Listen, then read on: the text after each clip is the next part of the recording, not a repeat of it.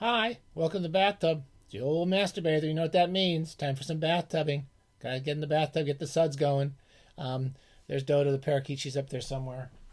Are you up there? Yeah, there you are. She's in her head's sticking out of the coconut. There she is. She likes to be in that coconut. That's her bathtub. She won't take baths lately. I've got to do something with her. I'm gonna get the bathtub out. I'm sure that's more than you needed to know, but it's time for Dodo to take a bath. Seriously. This is the 2023 edition, which is exactly like all the previous editions going back to the USO show in 1937, except it's no pixels, pure mountain water, and no script. It's a lot of people don't know this, but this is not scripted. There's not even any notes really. If you go back to some of the early ones, I actually did try to keep notes, and I stopped doing it because it was just too much. I couldn't find anything worth putting down as a note. This is a real hodgepodge. So it's a lot of stuff. I'm clearing off my shelf. Look. See my reading shelf over there? It's like pristine. It's pristine. It looks like Donald Trump's reading shelf. There's just not a wasted space on it. And all this stuff I've been reading, and I kind of was piling up so I could talk about a hodgepodge session. It's basically, this is a hodgepodge plus mission accomplished. Mission accomplished. If I was a high tech guy, I'd have a big picture of George Bush with mission accomplished across the back of his head, because I'm so proud of that moment in American history. And mission accomplished for me is I have over the past, I would say roughly 20 years, 22 years, I've read the complete Peanuts from 19 whatever. The first one was in 1950. I guess it starts in 1950. I don't have anything in really good shape. My shelves are a mess. I think it was in 1950. It covers over like 50 years. It goes up to about 2000. And it's roughly 50 years of Peanuts. And they're in these lovely editions from Fantagraphics. We love Fantagraphics. They did a terrific job with these. They did them all in black and white. And so the color ones, which were beautiful, are just in black and white. And for a while, I did start collecting the beautiful Fantagraphics, just the Sundays with all pure full color and all that stuff. And I just couldn't keep 2 copies of the Sunday editions around, so I finally got rid of them.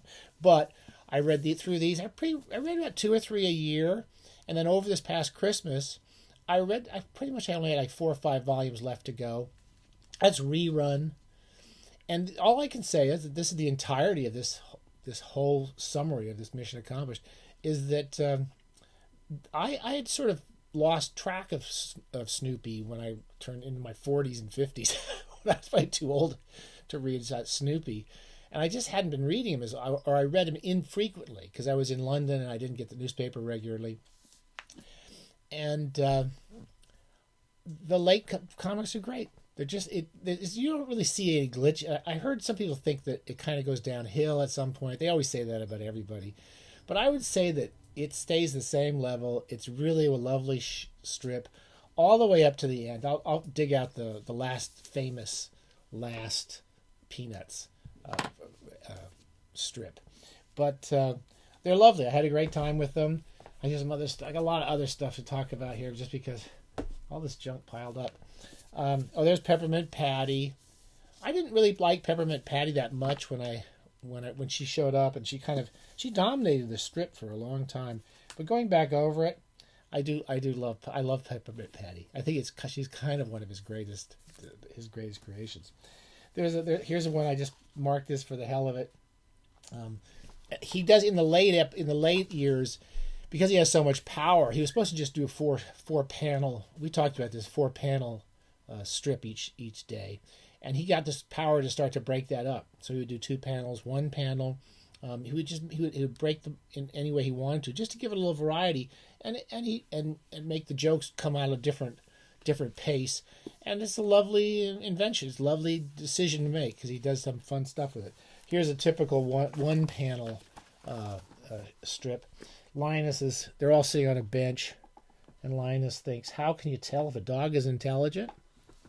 And Charlie Brown says, probably if he seems to be curious about things. And then Snoopy, of course. So you read across the panel, and it's like a little story as you move across the panel. I've always wondered what Anna Karenina ever saw in Count Vronsky. So Snoopy is also a bathtub reader. He's sitting there reading Anakin. I don't know. Again, he is one of the great comic characters, Snoopy. We all love Snoopy, but most of these characters are wonderful. This is 1995 to 96. That's when Snoopy becomes a lawyer. He was a lawyer. I don't know. How can you not like Snoopy? This is where they go dancing. They still make you laugh. This is when Charlie Brown becomes less of a loser in the last 5 or 10 years, which is really quite cool. He had some girls who like him, and he almost has a girlfriend at one point, and and he even wins a couple of baseball games, and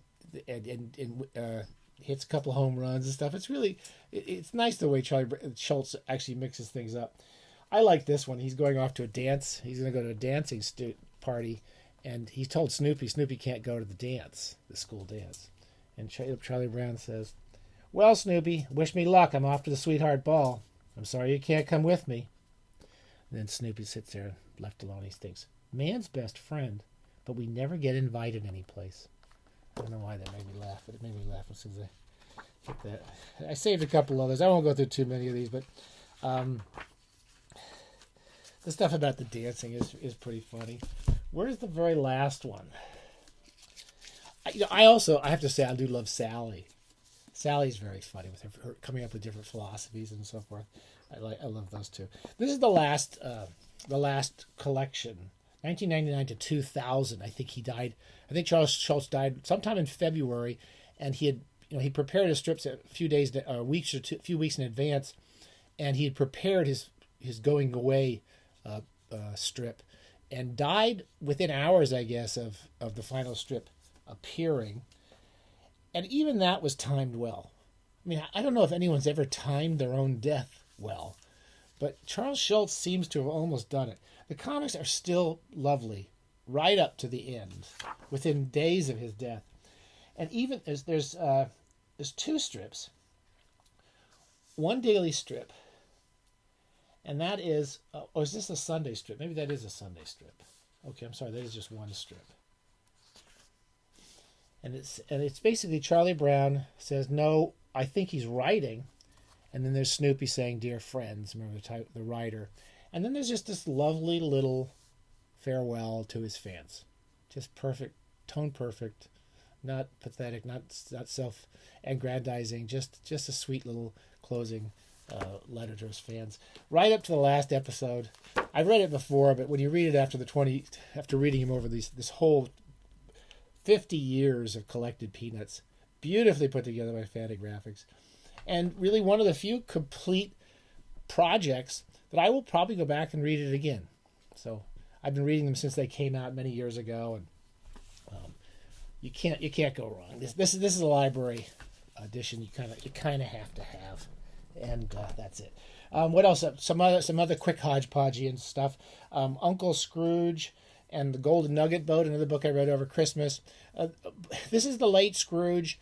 It's kind of losing a little of the spark of the early Scrooge. They're a little repetitive. They're still lovely panels and still really well done, but just loses a little bit of the sparkle of this kind of brilliantly imagined travels of the earlier books. But I enjoyed it. And it has a long section on Gyro Gearloose. He's the mad inventor. He's always inventing weird things. But probably the best part of all of those is still the covers. I love Carl Barks's covers for Uncle Scrooge. Still the best things he ever did. And what else do we have? A couple other last minute things we'll add. I read this is all over Christmas and the holidays. Plot it yourself. I'm trying to read through Nero Wolfe, so we may have a mission accomplished on Nero Wolfe someday. And they're all just kind of, you can't lose with Nero Wolfe. I sometimes lose a little interest just in the last few pages when he starts telling us who murdered who, because I just never care. It's always just a relationship between Nero Wolfe and Archie that's the fun, and the chefs and everybody getting fed up with Nero Wolfe having temper tantrums and his lovely meals, and he hates being interrupted while he's eating, and all that stuff is what makes Nero Wolfe fun. This one's a little interesting, but more interesting than some of the others, just because it's about the publishers. So it's about several publishers, and at one point in it, I almost posted some of this. If I was teaching, I would have brought it into my class. one of the things I'm constantly trying to teach my students is, or get my students to notice and teach themselves, is how important the paragraph is in writing fiction. Because they just don't, and it's really hard to kind of get them to just pay attention when they make breaks in paragraphs.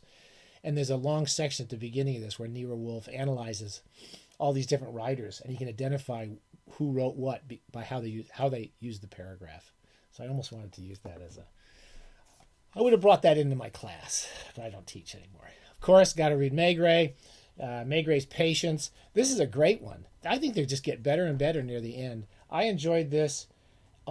This is one of the best ones I think I've ever read, and it's in the late ones. He actually starts to have some recurring characters that aren't just his Madame Maigret and the doctor he eats dinner with, and there's a few characters that come. He has some recurring characters, and this one is about a gangster, an old gangster who was someone tried to assassinate him, and he's in a wheelchair. And he becomes a source for Maigret, and someone kills this old gangster, and Maigret is quite fond of that. He has a fondness, has a fondness for that old gangster and for this gangster's girlfriend, who's much younger than him, and it's a real good read. One of my favorite Maigrets, and his affection for these the kind of criminal element that he liked a lot. Or he didn't like a lot, that he has an affinity for everybody. Maigret, it's very rare he despises anybody. He feels an affinity for everybody, even some of these gangsters. And finally, I didn't finish this, but when I was a kid, I really liked Harry Harrison. Harry Harrison wrote a lot of adventure, science fiction adventure stories. I remember the Death World trilogy. I loved those when I was like 14. Those were probably the first science fiction books I read. I'm kind of rereading my childhood lately as I become an old fart. And he also wrote the Stainless Steel Rat novels, which are fun. He's kind of like Sheckley. If you like Sheckley, you might try him. He's a little more adventure, kind of he's a very good prose writer, good suspense writer, a little more less satirical, but he has some very satiric elements in his work. His book, Bill of the Galactic Hero, is a really funny satire on war, if you ever see that around. Anyway, I picked this up because I never read The Technicolor Time Machine. It's kind of a fun old riff on the time machine travels, and it's a bunch of Hollywood producers who are going out of business, and they find some guy who has a time machine, and they find that they can make a movie and turn it in one day if they keep going back in the past and making the film. And then they're going to make it film, and then they'll bring it back to a few minutes after they left. And then when they go back in the past, one of the actors gets hurt, and so they go back in the past to help him heal. And then they pick up some Viking. There is some funny stuff in it. They pick up some old Viking who basically becomes addicted to bourbon, and he becomes their actor. He becomes a Rock Hudson type, and all the sexy actresses want to have sex with this big Viking. It's just a big silly romp. It's far from Harry Harrison's best, but I enjoyed it, and I kind of lost a little interest in it near the end. But I had Harry Harrison is definitely a very smart writer from the 70s. All right, that's it. Hodgepodge. We cleared off our shelves. I'm going to put them all back. We're going to clear things away. We're going to get a whole pile of crap and put it back on a whole pile of crap we haven't read, and we're going to fill that thing up again soon. But we wanted to clear up. It's kind of a spring cleaning. 2023. Make it a big bathtub year. If you want to join the IBA, International Bathing Alliance, all you got to do is say so, and you get nothing. We give you nothing except your name on a map. So just tell me if you want to join, and I'll put your name on the map, and we'll announce it on the Facebook page. And you will never feel so rewarded in your life. It'll be a huge achievement in your life. Happy bathing. See you all soon.